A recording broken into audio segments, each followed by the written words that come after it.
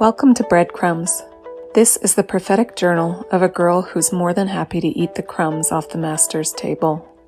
If you're like me, then listen and be encouraged, that even in the whispers and mere shadows, our God still speaks, and He has a lot to say.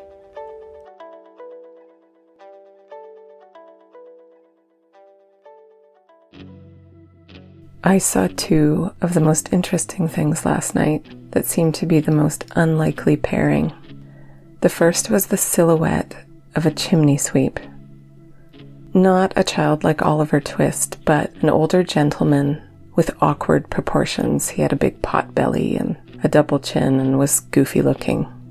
The next thing I saw was the silhouette of a raindrop with the smaller than sign and 16 millimeters. And the most delightful thing is that within 10 minutes of waking fully in my bed, the Lord had fully revealed exactly what this meant, how they were connected, and brought it all together using a handful of other revelations that He'd brought to me over the course of the last few days and even years. I woke up just laughing in my bed like a little kid, thanking Him so much for how incredible it is that He sends us on these little treasure hunts, what that does to us, how impossible it would be to make sense of any of it without Him. Over 5 years ago now, I had woken from a dream in which I was looking out an upper story window in old London, and I mean Oliver Twist London. The rooftops were all higgledy-piggledy and covered with the coal haze that was suspended over the city at that time. And I was given a view of all the chimneys sticking up at odd angles. And across the rooftops started to stream what I can only describe as spirit animals. They looked like they were made of starlight and colorful gases. And they were leaping from roof to roof and streaming down chimneys. At one point, one of them pounced across the rooftops towards me. It was a jaguar, a large cat, and in the dream I discerned that these were not friends. These were wily, wicked spirits visiting the homes of the people below. So when this spirit jaguar made it to me, I reached out and I grabbed it by the scruff of its neck and I flung it aside. A man I really respect put out an urgent word just yesterday. He said that a lying spirit is being released. It is directly aimed at the prophets. Its purpose will be to test and sift those that are still listening to the pure voice of the Lord by lying on their faces every day in the quiet and stripping back every other voice, especially their own, and the other prophets whose voices have grown muddy with the voices of their highly respected peers, other prophets with platforms that they've rubbed shoulders with, their own flesh, their own inflated sense of self, their own self-confidence, their hunger to be seen by many, to be heard by kings and princes. The man giving this word said that this is going to be the time where the purest voices are the mamas in their homes, the nobodies, the nameless ones, who have decided it's worth giving up an hour of sleep, perhaps at the beginning or the tail end of every day, to go somewhere away from little voices and needs and to set aside the cozy book they were reading or the Netflix series, and they've chosen to get still before Him and ask Him about what really matters. Ask Him to talk to them. Ask Him to give them daily bread so that it's not just another day, so that it's a day that starts with His voice, that sets them on a path of purpose from the very first hours of the day. God will use the prophets from the back alley, the small house, and little lands to prophesy. We will see the emergence of less popular prophets rising up with the word of the Lord. These prophets do not have glamorous ministries. They're mostly mamas and are those who have ministries that are deemed crazy. The Lord's been asking me to go back over my journals from 2016 on. He wants me to pay attention to the last 7 years in particular. What I found about 6 years ago was a message from a friend, and she had a word for me. She was in New Orleans at the time, and this is what she wrote to me. I have been struck here by how many statues there are of men, mostly memorializing their accomplishments of war, justice, education. I've been asking God about the women of that time. And then today, I came upon a statue of a woman, a mother of orphans. My heart sang. She was in a tiny rundown park. And then, at the end of the walk, I toured through the most grand square, and there was an enormous walled garden and a statue of another accomplished man of war. And God struck my heart and said this: in my upside-down kingdom, it is the work of Margaret, the mother of orphans, that will be in the most grand of parks in heaven. It is reversed, and her work is deserving of the highest honor. She said a wave of power rushed through her. My friend wanted to tell me, in the strongest way she knew how, the lowly are his most prized possessions. You have been called to very important kingdom work. And so this is how it all fits together. I saw a chimney sweep. They were the lowliest of workers. Their work was dangerous, it was filthy, it was not honored, and yet it was essential. If chimneys were not regularly cleaned, then there was a high risk of chimney fires. And as we know, in London, a fire that starts in a home that is squeezed tight next to many other homes causes a wide-reaching disaster. Chimney sweeps were usually children because they were small enough to fit down the chimneys. But I believe the Lord wanted me to catch the layers of lowliness that came from not only the job of chimney sweep, but the silhouette of an awkward man, a man that did not have a form worth noting. Smaller than.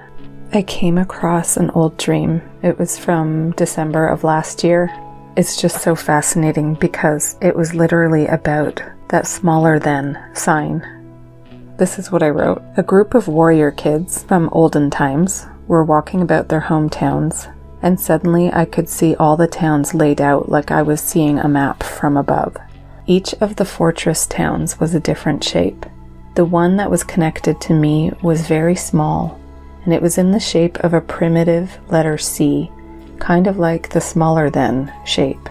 I knew it was small, but it was lovely, and I was fond of it.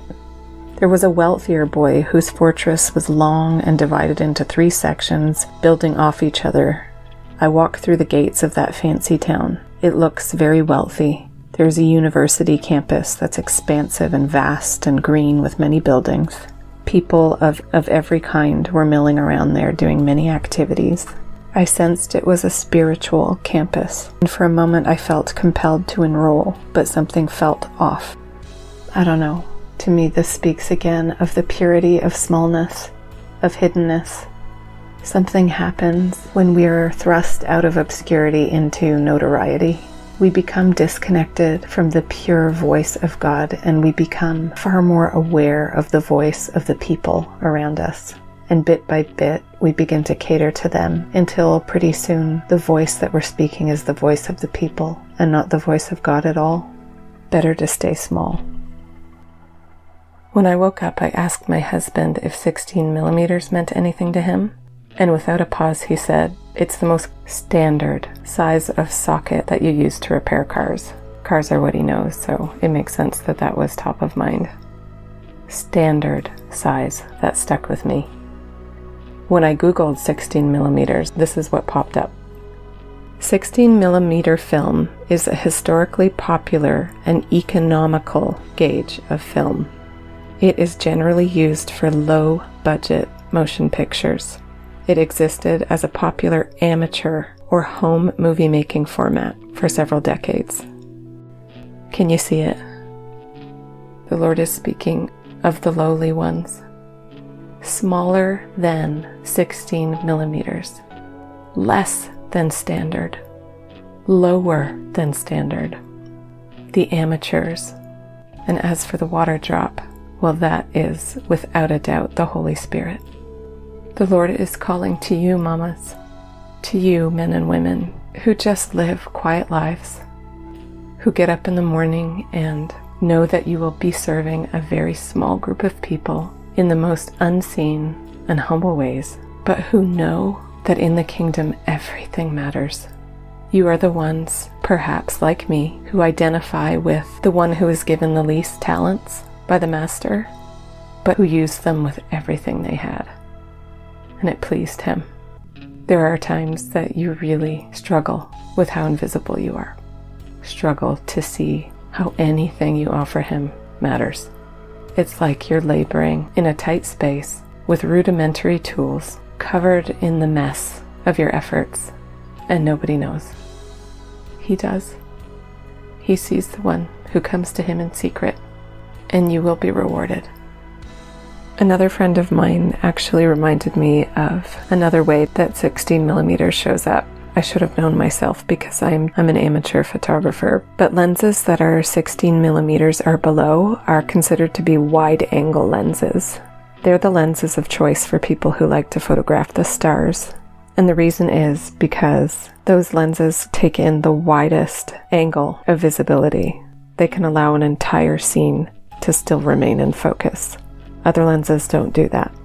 When I looked up why someone would use lenses that are 16 millimeters or less, I read that these lenses don't have to bend the light as much and appear to be a little sharper.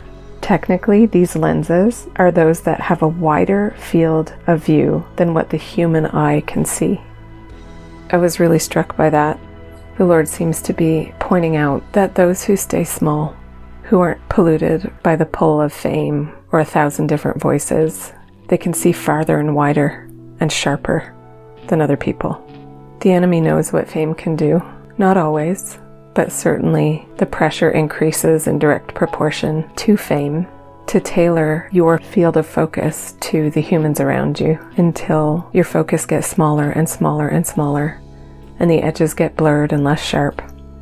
I think we're being called here to specialize in the wide, deep, sharp, broad view that the Holy Spirit gives to those that prioritize purity, and to bend all their efforts to seeing and hearing far beyond what their human senses can see and hear. I turn to my Bible reading, and this is the passage for today. Isaiah 6. In the year of King Uzziah, I saw the Lord sitting on a throne, high and exalted, with the train of his royal robe filling the most holy part of the temple. Above him seraphim stood, and one called to another, saying, Holy, holy, holy is the Lord of hosts. The whole earth is filled with his glory. And the foundations of the thresholds trembled at the voice of him who called out, and the temple was filling with smoke. And then I said, Woe is me, I am ruined. I am a man of unclean lips, and I live among a people of unclean lips. For my eyes have seen the King, the Lord of hosts. Then one of the seraphim flew to me with a burning coal in his hand, which he had taken from the altar with tongs. And he touched my mouth with it, and he said, Listen carefully.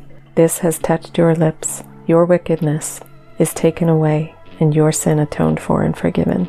Then I heard the voice of the Lord saying, Whom shall I send, and who will go for us? And I said, Here I am, send me. And he said, Go and tell this people. Keep on listening, but do not understand. Keep on looking, but do not comprehend. Make the heart of this people insensitive, their ears dull, their eyes dim. Otherwise they might see with their eyes, hear with their ears, understand with their hearts, and return and be healed. Yet again, I don't think I could have chosen a more perfect passage to speak about the things that the Lord was showing me. Here we see a lowly man commissioned as a prophet who is willing to be sent, and in his lowness he cried out, Woe is me, I am not clean enough for this. And so the Lord made him clean. And I think it's safe to say that Isaiah's range of view was about as wide and extensive as they come. He says, My eyes have seen the King, the Lord of hosts. His eyes saw the train of the royal robe filling the temple. And in this same passage, we see that God allows for the dulling of senses, for the blinding of eyes, for the deafening of ears, for his purposes. For a time, he will allow a lying spirit to run rampant. His word says so. And the risk is, even among God's people, for their range of vision to drop down to zero. Complete blindness. Jesus, protect us. Pray with me for the hot coals of the altar to be brought to the lips of God's prophets and his people. Pray that our eyes will be sharpened and our range of view would grow wider than we ever imagined, far, far beyond what the human eye can see, far beyond anything that's ever been seen before. Our God knows we will need that. And join me in praying that he would put up huge walls of protection around the ones who are up on stage, who are applauded, who are seen, who are invited into presidential chambers and celebrity homes. A lying spirit is going out. Pray that they have the discernment to grab the spirit by the scruff of the neck and thrust it back. Isaiah's commissioning took place just after the death of a king named Uzziah. Uzziah became king when he was 16 years old. He was known for his lowly love of the soil. He started out small and humble and a lover of the soil. As time went on, he became a great builder. Out of the soil, he built towers and walls and cisterns and armies, machines of war. And then it says, when he became strong, he became proud, and he was corrupted. He became so proud, and his vision so muted and dull, that he brazenly strutted into the temple of the Lord to burn incense on the altar. It says that 80 priests of the Lord, who had been consecrated to burn incense, whose lives had been set apart as pure, they confronted Uzziah. They opposed him, and they told him it was not for him to be burning incense in the sanctuary. Out of their purity of vision, they pointed out his corrupted vision, and it says that Uzziah burned with rage. He was too far gone to hear the wisdom in their words. He just couldn't see, and he instantly became leprous, and he stayed that way until the day he died. I find it really interesting that right on the heels of this story is the commissioning of the prophet Isaiah. The altar that Uzziah corrupted is the altar whose coal touched Isaiah's lips to purify him to be a prophet of the Lord. And those 80 priests who really did live a hidden life. Their life was mostly composed of the daily ebb and flow of duty in and out of the rooms of the temple. They were the voices that were pure enough to speak to a king about what was holy and what was profane. But it took courage. It says so. It says Azariah the priest went in after the king, and with him 80 priests of the Lord, men of courage. They opposed King Uzziah. There may be a time where your small voice will have to courageously oppose a much bigger voice. Only now as I speak is it just occurring to me that there is a connection to coal all throughout this vision. The filthy streets of London back in the coal age. Chimney sweeps, sweeping the coal soot out of chimneys, and a hot coal from the altar taken and touched to Isaiah's lips. We've recently purchased a property. Out of obedience to the Lord, we heard the call to purchase some land, and our land sits on a lake, and the lake is called Colton Lake, Coal Town. And I have prayed over the significance of that name. I have prayed in hope of a protection and a purity for the commissioning of our lowly family into something insanely beautiful for the sake of his name, for the sake of his glory. I got a voice note from a friend. He'd been up praying all last night, and while I was having visions of chimney sweeps, and God was speaking to me about 16 millimeters, what he told me is that the picture he was getting was of God gathering up embers in his hand, gathering up scattered embers and blowing on them with his breath. He said there was an element of togetherness, the prophetic voice gathered together and going out to one another. He will be touching hot coals to thousands and thousands and thousands of small, hidden, scattered voices. Do you want to be one of them? If so, then pray like Isaiah prayed. Here I am, Lord, send me. And he will answer. Oh, Father, I pray that you would touch our lips with coal from the altar right now, in our obscurity, right now, before we are ever sent out and have the chance to grow proud. touch our lips, touch our eyes, touch our ears. Oh God, make us utterly impervious to lies. If you want to interact with any of these episodes, if the Lord has spoken to you about similar things, then I really want to hear about it. This podcast has an Instagram account over at Mildly Prophetic. I'll put that in the show notes. If you hop over there, you can share the things you've seen and heard.